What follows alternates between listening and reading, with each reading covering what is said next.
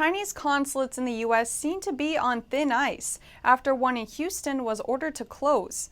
Mobile paper shredding trucks spotted outside the Chinese consulate in New York are now raising questions. NTD's Tiffany Meyer brings us more.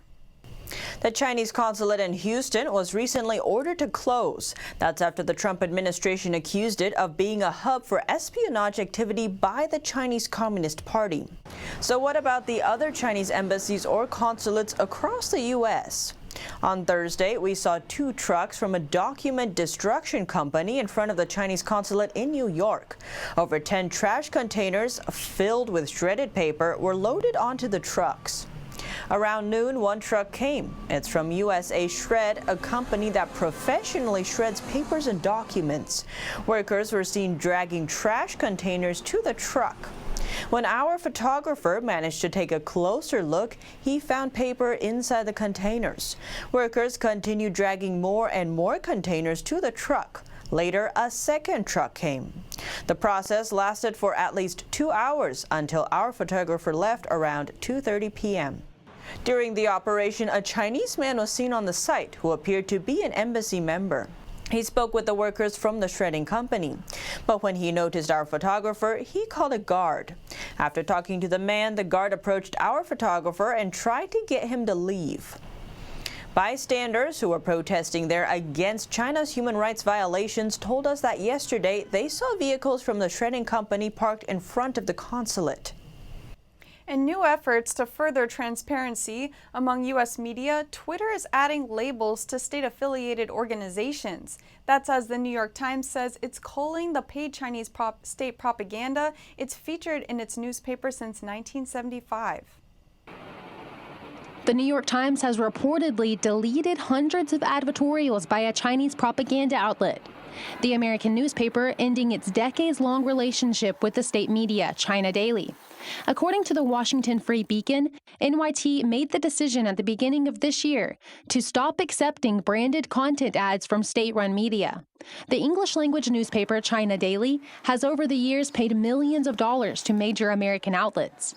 These include the Washington Post and Wall Street Journal. They ran Chinese propaganda supplements called China Watch, disguised as news.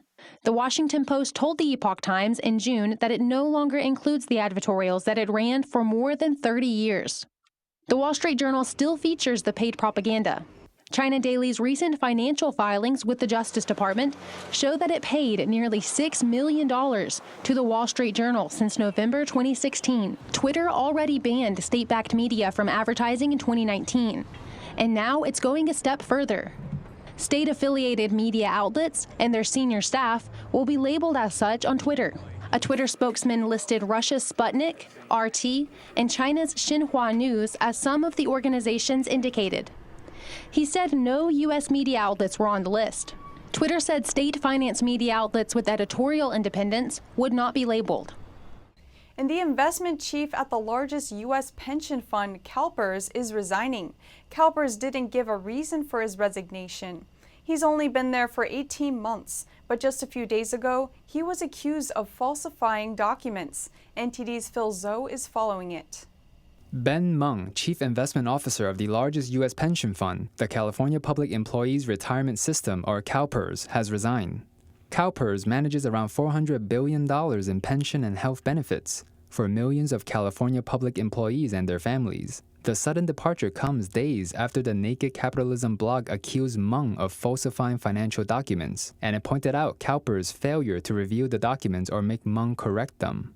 We spoke to compliance expert Tom Fox, who says both parties are at fault in this. It's his fault for having the conflict of interest, number one. Number two, CalPERS' fault for not reviewing the forms and making a determination that he's inappropriate because of this potential conflict of interest. By owning or having an interest in any of the private equity firms where CalPERS might be investing funds, that's a clear conflict of interest. In a previous interview, hedge fund manager Kyle Bass said Meng is actually a member of the Chinese Communist Party. Meng, that's the CIO of CalPERS, is part of the Thousand Talents program and a member of the Chinese Communist Party. Bass says he's not sure where Meng's loyalties lie and that things need to change. He was the deputy director of China's currency administrator. You don't get a top 5 job in China unless you are part of the party elite. He somehow, some way, has weaseled his way in to be the CIO of the largest pension fund in the United States, and he is shoveling dollars to China. Earlier this year, Congressman Jim Banks wrote a letter to California's governor. He asked for an investigation to Meng's misappropriation of pension funds into Chinese companies and his relationship to the Chinese Communist Party. Banks tweeted, "Now would be a good time for CalPERS to drop their investment in the PLA and CCP. Americans shouldn't be investing in our biggest adversary's military." In a release statement, CalPERS didn't say the reason for the chief's departure and that it will immediately search for a permanent successor. Protesters in New York City are challenging the NBA to show support for Hong Kongers and the persecuted Uyghurs in Xinjiang. NTD's Miguel Moreno has more from the NBA headquarters. Outside of the NBA's headquarters, Reverend Patrick Mahoney says no one in the NBA has condemned the human rights violations in China. Not one team owner, not one general manager, not Commissioner Silver.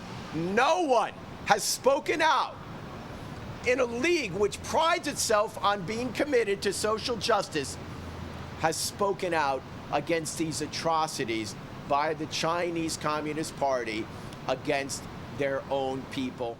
So Mahoney challenged the NBA during the live stream protest to stand with pro-democracy Hong Kongers and the persecuted Uyghurs in Xinjiang. Last year, the NBA got itself into hot water after apologizing to China over a tweet by the Houston Rockets general manager Daryl Morey. That tweet said stand with Hong Kong, so the NBA's apology didn't sit well with some of their fans. Chris Slattery, a New Yorker and Knicks fan, says it's time for a boycott until the NBA makes some changes and shows it's concerned with China's human rights abuses. I want to see knees. I want to see demonstrations. I want to see threats to cut back all their entertainment to the Chinese people. I want to see some substantive changes from the NBA. One thing Reverend Mahoney said he wants to see is the NBA to stop doing business with communist China. But two people told us they think it's all about money. So do you think the NBA should have business with China? Of course. It's all about this right here. It's all about money, man. It's all about this. If it ain't about the money... Another man told us that the NBA should stand with Hong Kong, but said it's not only about the sports league. Well, I don't think it's just the NBA. I think it's anyone. It's baseball, it's soccer, it's the UN. Like, why isn't the UN putting more pressure on China about what's going on in Hong Kong? Mahoney wants to see the NBA release a statement that it stands with Hong Kong. He said he's also going to make a video for LeBron James with short stories from people suffering from human rights abuses in Hong Kong and Xinjiang. Miguel Moreno, NTD News. Chinese netizens are laughing at a poster designed for the People's Liberation Army Day celebration. The holiday aims to show gratitude to China's military for safeguarding the country, but the poster has sparked humor because none of the aircraft carriers or warships pictured actually belong to China. A Chinese real estate corporation designed a poster in celebration of PLA Day, which falls on August 1st. Directed towards the Chinese Army, the poster reads, "Thank you for your protection. We have a home and a world." Yet the aircraft carriers and warships that appear in the poster don't belong to China. Instead, they're from the U.S., France, Britain, the Netherlands, and Italy. A netizen posted the image on Weibo with a comment asking sarcastically, "Doesn't the U.S. aircraft carrier fleet look near and dear?" American Chinese media outlet The New Heights conducted an online poll earlier this week on Twitter among only Chinese users. It asked, if the U.S. is determined to overthrow the Chinese communist regime, do you plan to side with the U.S. military or the CCP's army if war breaks out? Results show that more than 80% of voters chose to stand with the U.S., while only 8% said they'd help the CCP. 10% remained neutral. A 2018 survey from Chinese web portal NetEase posed a similar question to people in China. The survey asked, how much will you donate to your country in the case of a war? And the pinned reply says, I will donate $1,000 to the U.S. Someone else also replied to the comment, writing, I agree with you, and I'll send information to the U.S. Army.